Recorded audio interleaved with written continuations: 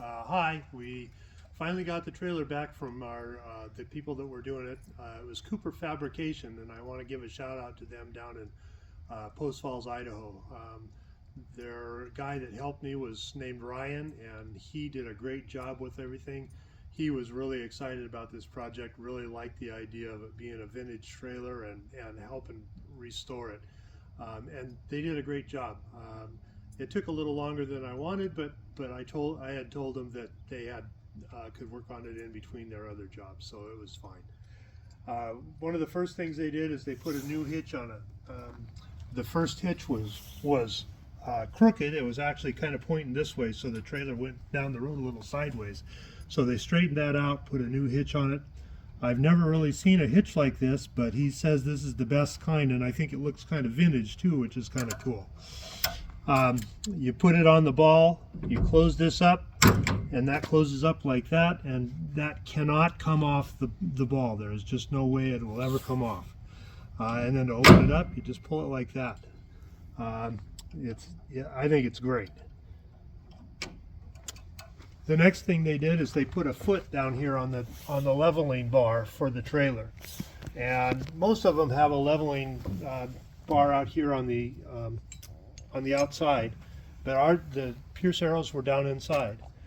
The other part that he did was Ryan was really excited about this. He made this himself, hand forged this part up here.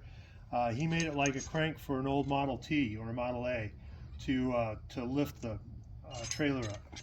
Basically what you do is you just put this in the hole, get it engaged,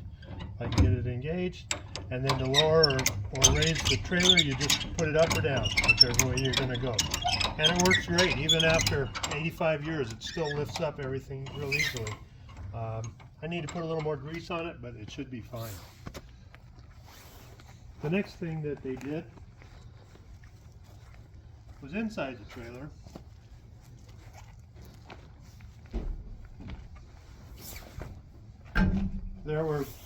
These bars were not in here across the trailer, and it made a pretty big wide space in here, and with the plywood that was in there, it was a little spongy in here. So what they did is put these bars in, and now that should be nice and solid. When you walk on here, you won't even be able to tell that there's a space in there. It should be nice and solid for it.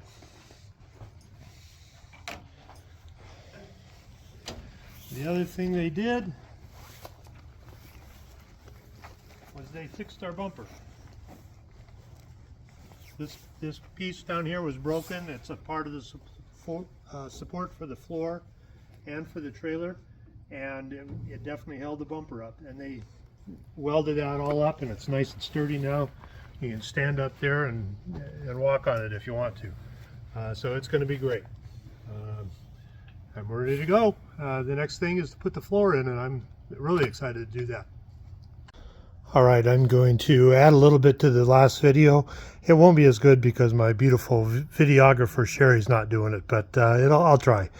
So these are all kind of rusty. I brushed them off pretty good.